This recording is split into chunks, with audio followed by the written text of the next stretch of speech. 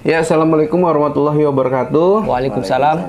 Ya, salam hormat kepada Bang Paul Hendrawan ya, yang hari ini beliau menyampaikan suatu pendapatnya terkait dengan konten kita, teman-teman. Ya, ini Mas Denny sampaikan dulu sebelum kita beralih ke Mas Baim ya, terkait dengan bambu petuk juga tentunya. Nah, dari Bang Paul Hendrawan itu mengatakan gini ya, di komentar pertama, pemilik konten ini tidak ada kaitannya dengan saya, tapi ambil sisi baik dari mereka, saudaraku. Itu pesan beliau. Kemudian saya jawab, terima kasih Mas Hendra, kami sangat hormat dan mengagumi Mas E. Kalau ada yang perlu diperbaiki, mohon dikasih info. Nah, Mas Paul pun memberikan tanggapannya, menghibur, kata beliau, sisipi nilai-nilai dakwah juga, saudaraku, mengingat sesama bahaya syirik, menduakan Allah Subhanahu wa Ta'ala, sudah sangat kreatif. Semoga maju sukses atas izin Allah Subhanahu wa Ta'ala. Amin ya robbal alamin. Nah, demikian saran atau pesan yang disampaikan oleh beliau seperti itu ya. Nah, kita ini baru beberapa kali ya membuat konten terkait dengan bambu petuk, teman-teman. Nah, memang apa yang dikatakan Bang Paul itu benar ya, Mas. Ya. Anggap saja ini hiburan, namun ambil sisi positifnya, kan gitu. Apa cerita yang nanti jadi kesimpulan di akhir seperti itu. Nah, kita lanjut ya sama cerita Mas Baim ini. Tadi pesan penting dari Mas Paul Hendrawan, guru spiritual di bambu petuk ini sudah memberikan saran dan pendapatnya gitu ya. Nah, ini Mas Baim ada sesuatu yang mau ditunjukkan ini. Ya, kebetulan ini kita ada sesuatu dari seseorang ya. Ya. Memberikan sisa bambu petuk. Punya siapa nih, Mas? Dia tidak mau disebut namanya.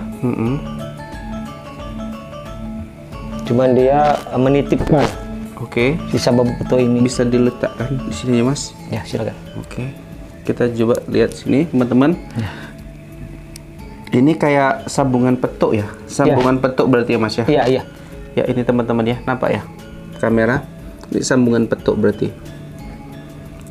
Nah, ini kan bukan bambu petuk, tapi ini adalah petukan ya. Antara petukan itu yang diambil dan salah satunya ini dipegang sama Mas Baim. Ya. Nah, sebetulnya apa sih kisah di balik potongan bambu ini, Mas? Tragedi apa sebenarnya yang terjadi? Ya, jadi begini ya, netizen. Saya biar supaya tidak ada simpang siur di antara netizen. Boleh.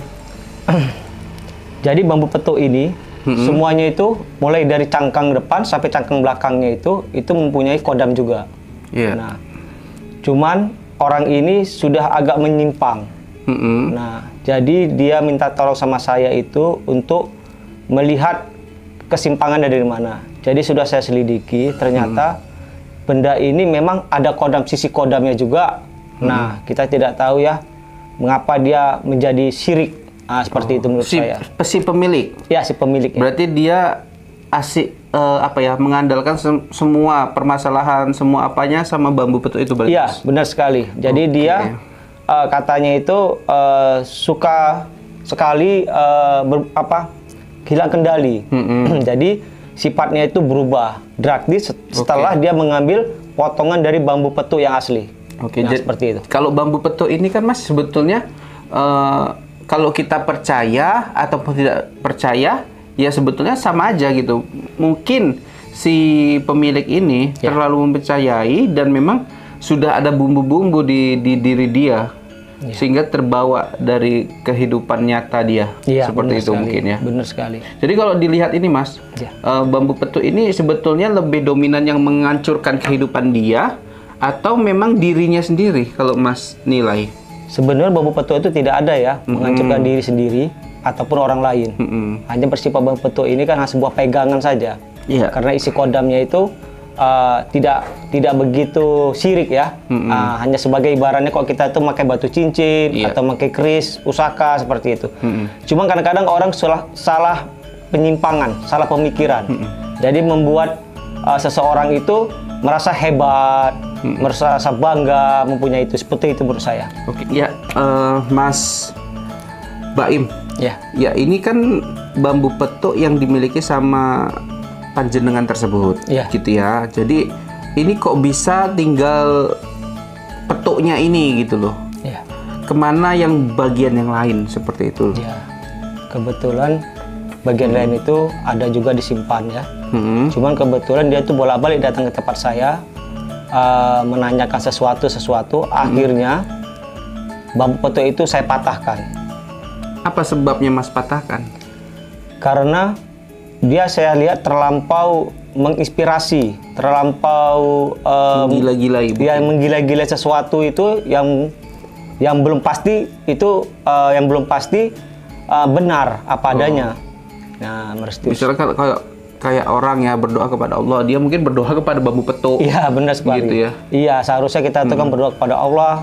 Ini kan hanya bersifat makhluk ya. Benda. Sementara semuanya itu kita tergantung pada Allah Subhanahu wa taala. Ya, jadi bambu petuk ini kan bukan benda sembarangan. Ada yang memang dibuat-buat ya, palsu, tapi dari beberapa di antara mereka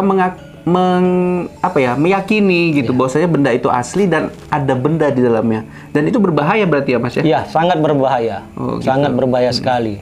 Apalagi itu yang tidak asli ya, apalagi yang asli.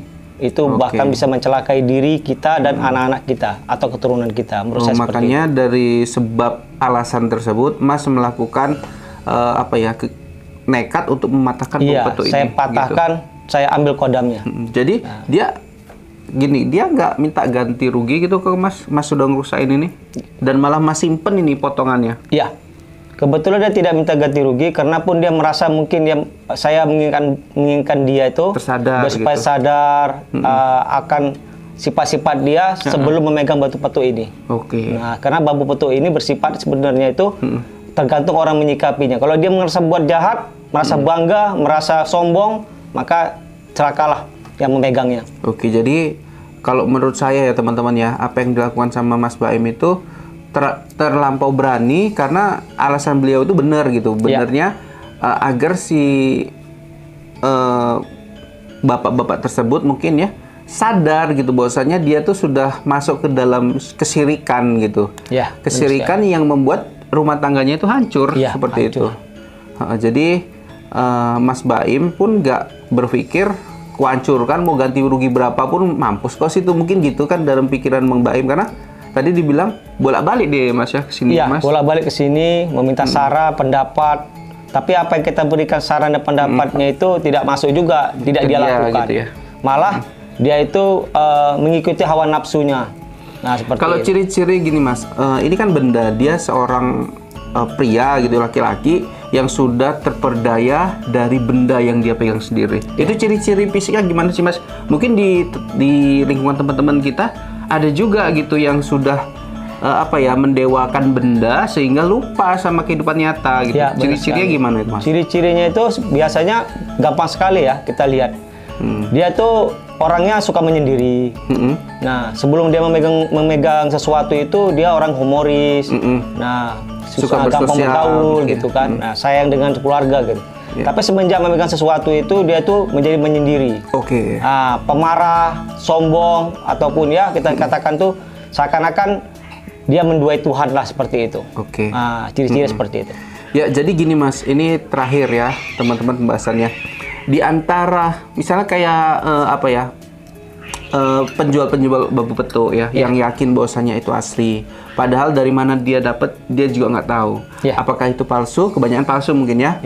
Dia juga nggak tahu. Jadi ketika Mas Paul Hendrawan itu datang, menyelidiki, mengetes, mengecek dan menyatakan itu palsu, mereka nggak terima gitu. Mereka hanya dibutakan dengan uang gitu, uang yang ratusan juta, miliaran gitu. Jadi untuk teman-teman Mas yang di rumah yang memiliki bambu petuk gitu, yang merasa yakin ini bambu petuk asli, padahal kalau dicek bisa saja itu palsu gitu. Iya, benar sekali. Itu menyikapinya gimana Mas? Saya menyikapi seperti ini ya. Banyak orang yang berspekulasi membuat sesuatu yang belum tentu itu pasti atau yang asli. Jadi dia memperdaya seseorang yang awam. Kebanyakan itu orang awam. Jadi yang orang awam tadi merasa bahwasanya itu banyak untung bagi dia, sementara dia ngambil murah seperti itu. Jadi jika ada netizen yang merasa itu asli, bisa kita buktikan, boleh bawa ke tempat kami atau untuk kita cek lebih lanjut agar kita bisa membawanya ke tempat kepada Paul Hendrawan, seperti itu. Jadi yang Mas paling berpesan kepada teman-teman yang memang banyak di komentar katanya, saya punya di rumah dan nggak bernilai, ya mungkin itu bukan bambu petuk yang asli. Dan mungkin barangkali kalian tidak mengetahui lebih dalam tentang makna bambu petuk. Makanya di antara kita yang punya bambu petuk bahkan mendewa-dewakan, bahkan memuja-muja bambu petuk itu, sadar ataupun tidak sadar. Iya, benar sekali. Makanya di sini kita ada sosok Mas Kadir ya semalam yang kita mau buka sampai tuntas ya, yang mengakunya kekayaan dia berasal dari bambu petuk itu, Mas. Iya. Dia ketika megang bambu petuk itu rezekinya ngalir, yaitu mungkin kebetulan saja atau memang ulah setan yang ada di dalam diri dia. Tapi nggak apa-apa ya. Kita akan terus menelusuri lebih dalam soal bambu petuk ini, teman-teman. Iya, benar gitu. sekali. Ada pesan-pesan terakhir, Mas? Ya, untuk yang pada netizen yang megang bambu petuk, jika itu asli, kiranya kita sikapi dengan yang baik-baik sajalah, seperti itu. Jangan kita bersifat berlebihan. Nah, tapi jika ada netizen memegang palsu, itu merasa bahwasanya itu asli, silakan bawa ke tempat kita akan buktikan. Nah, seperti itu.